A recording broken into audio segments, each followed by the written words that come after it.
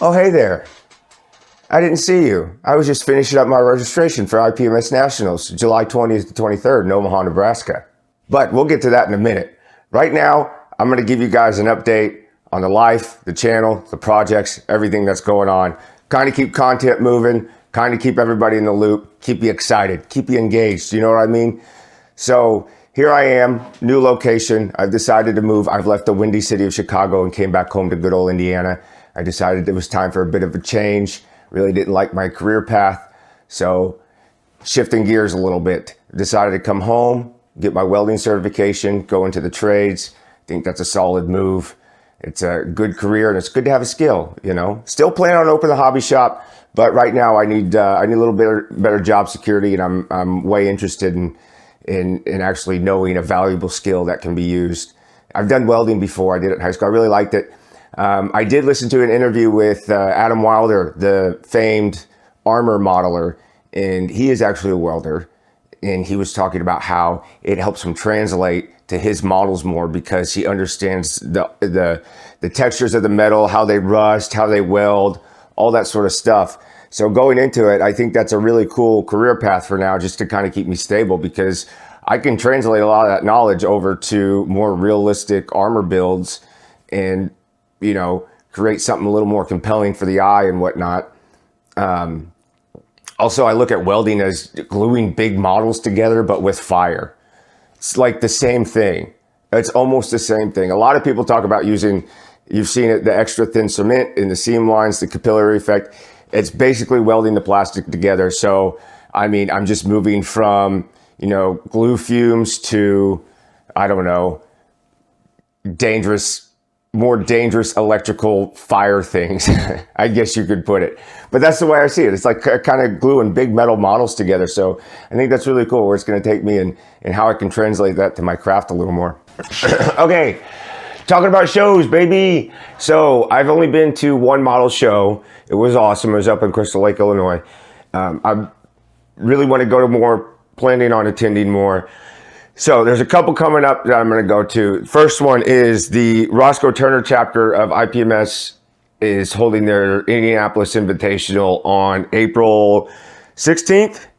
And I'm going to go to that. It's apparently the biggest model show in the Midwest.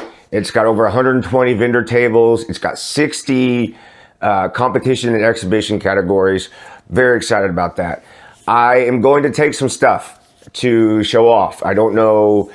I'm kind of up in the air on if I want to put anything in a contest category, but right now I've decided I'm going to take the Tamiya 148 scale P47, the bug that I did up. I'm going to take the Soviet ATST, where I did the Bandai ATST and made it look like a Soviet tank. I think I'm going to put those in exhibition. Mainly because I don't really know what the criteria for competition is. I don't know what people are looking for. I don't know what I need to submit exactly. So I'm going to take those for exhibition for sure. The third one I'm going to take is the AH-1G Cobra gunship I did. There is a rotary aircraft category. I think I'll submit that one to competition. Now, that is the only helicopter I've ever done. So it's, you know, a bit of a leap, you know, that I'm taking a helicopter and I'm going to immediately throw it in a competition. I really like it. It's 1/72 scale, so I think all the details right. So I'm going to make sure I know what I'm getting into, and I'm going to throw that in there. We're going to see what happens. So we'll throw that one into competition and see what we get out of it, because I think that's a really cool thing. I do want to become, let's not say become. I do want to get my skills up to where I can be, you know, a competition type modeler. I don't want to make all my projects a competition piece. Obviously, I still want to build for fun, just sort of my own collections and stuff. But I do want to obtain those skills, and I do want to grow as a modeler so I can create more interesting pieces, and I can make them more engaging and see what I can get out of them. So I do want to learn how to be more of a competition type modeler. Another way to do that is to join the judging if you go to a show.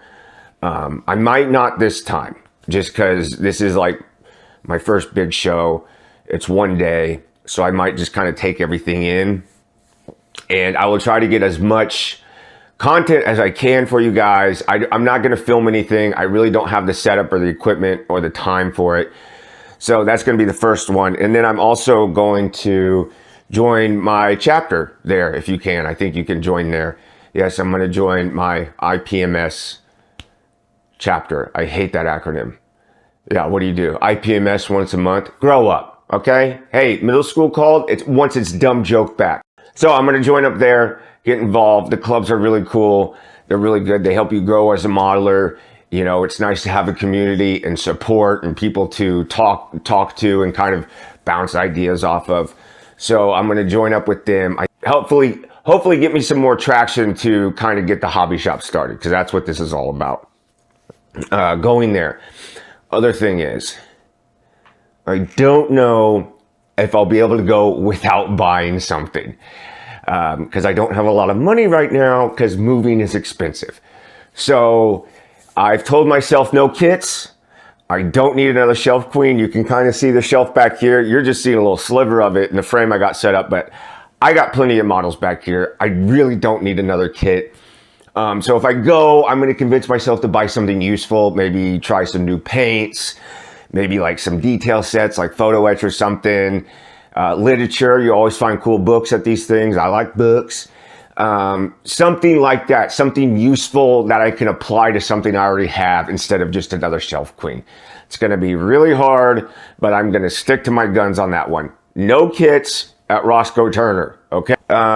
Second show, as I mentioned in the beginning of the video, the IPMS Nationals in Omaha, Nebraska in July. Very excited for that. That's 3 days long. Everyone's going to be there. All the podcast guys are going to be there. I'm really excited because Davian and Julian from On the Bench, they're all the way from Australia. They're the first podcast I like, and I'm not trying to bury anybody here. Y'all got good podcasts. Y'all got good content. I just really like them. I like their banter. I like what they do. So it's going to be cool that they're going to come all the way across that big old pond and come hang out with us in Omaha. So I'm going to try to do that, do a lot of networking out there. Again, build more traction for the channel and for the hobby shop. So that's going to be really exciting. And I'll see what I have built up. Mentioning the ATST, I just have it on the little plastic base that came in the kit. I'm going to use that to make a diorama of some sort, kind of do some terrain and features and stuff that I never tried. So I think that'll be a really good attempt at a base. I'm going to save that for a video. If I pull it off in time for Nats, I will definitely take that if I can get the diorama set up. Not quite sure on that right now, but that's my goal. So I'm going to see what I'll take out there to show off and exhibit and maybe compete with. But besides that, I'm going to go out, I'm going to have fun, you know, drink a few cold ones with all the other podcasters and media types and whatever out there. And we're going to try to really build up the networking and kind of get the train going. So that's my whole goal. With IPMS Nationals, that brings us to our second topic today. Third topic, I should say. Group builds. Now, for those of you who don't know, a group build is something where a bunch of dorks like me get together. They pick a subject. They pick a topic from history. They pick a vehicle they like, whatever it might be. And then they say, hey, we're all going to build this thing. Now, the guys at Plastic Posse Podcast came up with the M3, M4 group build for Nationals. That is the medium tank used by the Allied forces in World War II. The M3 Lee/Grant or the M4 Sherman, very iconic tank, built on the same chassis. I believe the M10 tank destroyer and the M7 self-propelled howitzer were also built on that chassis. So the rules to that group build are anything from any war, from World War II on, any country, any conflict. So the Sherman especially has served, you know, it served in the Israeli-Arab wars on both sides. It served for multiple countries in the post-war era, Cold War era, multiple countries during World War II. And TJ built up a really cool spreadsheet. I think there's some 80 odd entries already. Now for this group build, I decided to go with Dragon's Sherman Mark III. I got this up at the Crystal Lake show in Illinois. The Sherman Mark III. So anytime it has a mark means it is a Commonwealth variant. basically serving for Great Britain and all her Commonwealth dominions. This is the Dragon kit. We'll get more into this. I'm going to do a video on this one. I'm going to do several, I think I'm going to do several parts to this video. So like a review part, a build part, a painting part, and a weathering part, kind of break down the content a little more. So A, I can get more out, and B, the videos are shorter, so you're not like having to commit to like a 45-minute video. So that's what I'm going to figure out. So we'll talk about more of this later, but this is the kit I decided to pick up for the M3 M4 group build for Nats, and I will be taking this out there. As of today, it is March 12. As of today, I have 129 days to get this bad boy done. Perfectly doable. It's great because I can just focus on that. That's the other thing, good thing about group builds is you're given more of a structure. So for me, I'm somebody who kind of thrives in a good structure and a deadline. If I don't, I'll just kind of meander through stuff and I'll never really get it done. So I'm excited about this. I'm excited that, you know, this is kind of going to be the content for the next few months, which is great. It is a pretty detailed kit. I got some cool accessories and stuff for it. So the next couple of months, this is what's going to be popping up in the YouTube feed. The M4, the Sherman Mark III. It's going to be very, very cool. The second group build I'm doing is over at the Mediocre Modelers group on YouTube. And that's basically the model group that Andy started from Andy's Hobby Headquarters. They did a poll a few months back. World War II fighters, the P-41. I love the P-40. It's iconic. I think when you think of fighter plane, the P-40 just screams fighter plane. And I know there's a lot of other great planes that flew during the conflict, especially America. The P-51, P-47, P-38. All those, I mean, all those get their glory. But the P-40, man, that is an unsung hero. It really held the line at the beginning of the war. It kind of became a workhorse throughout the war, flying through for all the Allied countries. So that's what I'm working on here. So if you've been following me on Instagram, this is what you've been seeing popping up a lot. This is going to be the next video. We'll get more into the kit on that one. I'm not going to take up time in this video, but more of the breakdown of the kit, what I plan to do, and all that sort of stuff. So this is the second group build I'm involved in. And it's going to be really cool. So keep an eye on this. This is going to be coming out very soon, hopefully within the next week. The third thing I'm going to work on, just to give you guys more heads up on projects and previews, I got this, another Bandai kit, another Star Wars Bandai kit. These are incredible, okay? The engineering is amazing. They're engineered like they're Gundam kits, so they're highly detailed, but they snap together like Legos. So no glue whatsoever. It's really incredible. And they don't look toyish.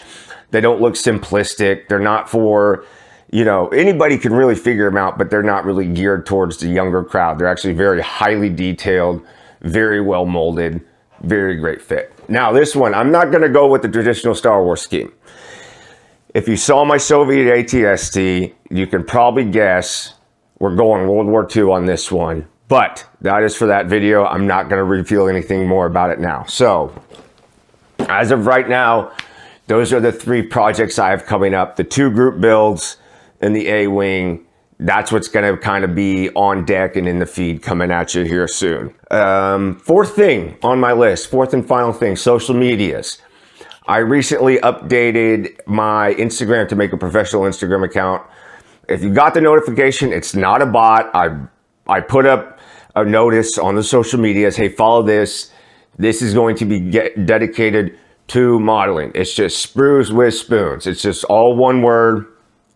It is just going to be my modeling Instagram. I'm going to link that to the YouTube channel. I'm going to keep you guys enticed with little updates. You know, give you a little nibbles. Give you a little something to kind of keep you coming back on the little Instagram there.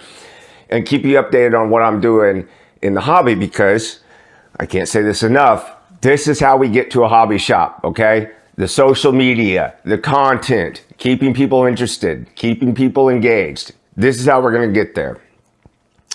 I'm also going to set up a Patreon, because if I can squeeze some money out of you schmucks, then I can probably keep things going here. I'm joking. I would be eternally grateful if I could find some way to garner some sort of financial support to kind of keep the channel, self-funding or something. So investing in better equipment, buying stuff for kits, having the time to do stuff. So I'm going to set up a Patreon. I don't know what I'm going to offer yet. Okay. It's right now, it's in the very infant stages of figuring out what is going to be on the Instagram or the Patreon, excuse me. So those are my two main social media goals. I'm just going to keep my Facebook out. If you're a Facebook friend with me, you're going to see cute pictures of my nephew, fucked up memes, or models. That's what I do over there. So I don't think I'm going to mess with Facebook too much. Instagram's where it's at. That's where I'm going to keep it. All right. There's the updates I got for y'all.